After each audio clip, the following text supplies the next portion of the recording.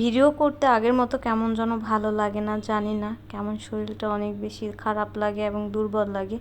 অনেক দিন হয়ে গেছে বাসায় আসছি, প্রায় 1 মাস।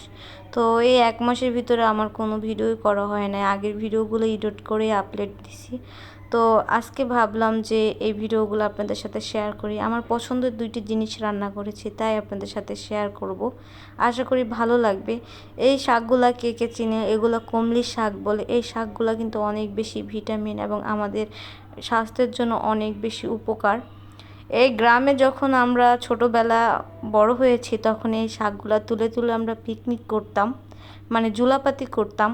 তো এই শাকগুলো এখন আর বড় হওয়ার পর ওরকম খাওয়া হয় না। তো শহরে এসে এগুলোর প্রতি কেমন যেন আবার আকর্ষণ বেড়ে গেছে এবং খেতে ভালো লাগে। তো বাজার থেকে 1 মুঠো শাক আনা হয়েছিল, তো এটাকে সুন্দর করে আস্তা ধুয়ে পরিষ্কার করে পাতা পোকাওয়ালা পাতা ছিল এগুলো ফেলে সুন্দর করে কুচু কুচু করে কেটে একটুখানি পানির ভিতরে এবং কাঁচামরিচ, পেঁয়াজ এবং রসুন কুচানো দিয়ে নুন দিয়ে এগুলো এখন ভাপে সিদ্ধ করে দিব।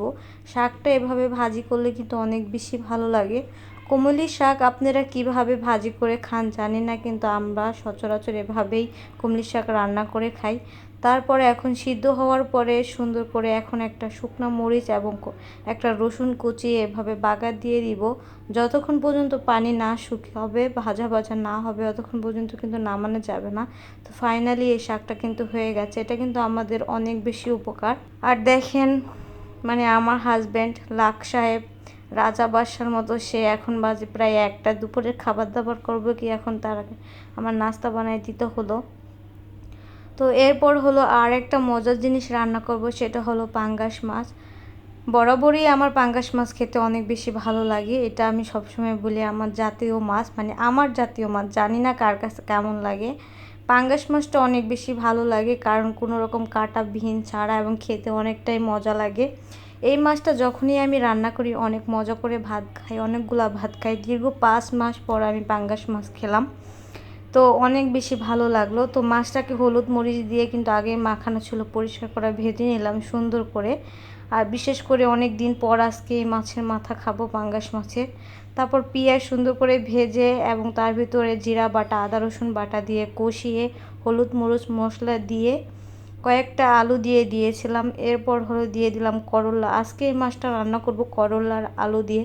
হালকা তরকারিটা একটু তেতো তেতো লাগবে, কিন্তু খেতে অনেকটাই বেশি মজা। কষানোর পরে এবার সিদ্ধ হওয়ার জন্য পানি দিয়ে দিব। আর যখন সিদ্ধ হয়ে যাবে, বলক চলে আসবে, তখন আমি ভেজে রাখা এই যে মাথাগুলো দিয়ে দিব। আর 2 পিস মাছ ছিল, কারণ যেহেতু 2জন মানুষ, এর চেয়ে বেশি আর খাওয়া হবে না। আর হাজব্যান্ড দুপুরে খাওয়া দাওয়া বাসায় করে না, আজকে করতেছে, তাই রান্না করতেছিলাম। তো ফাইনালি এই যে হলো আমার মাছের তরকারিটা কিন্তু হয়ে গেছে। শেষে আমি এখানে টমেটো অ্যাড করে দিলাম এবং ভাজা জিরার ফাঁকি অ্যাড করে দিলাম, আর সাথে ধইনা পাতা দিয়ে দিলাম। তো এই যে ছিল আমার আজকের 2টা মজাদার রান্না। তো কেমন লেগেছে অবশ্যই কিন্তু কমেন্ট করে জানাবেন। আজকে অনেক তৃপ্তি সহকারে ভাত খেলাম আর অনেক বেশি ভালো লাগলো। 2টা পছন্দের জিনিস দিয়ে খাওয়া দাওয়া করলাম। তো ধইনা পাতা দিয়ে কিছুক্ষণ জাল করার পর এই যে হলো আমার তরকারির ফাইনাল লুক। দেখেন কতটা ইয়াম্মি, কতটা মজা হয়েছে। তো ভিডিওটা আজকে এই পর্যন্ত। আল্লাহ হাফেজ।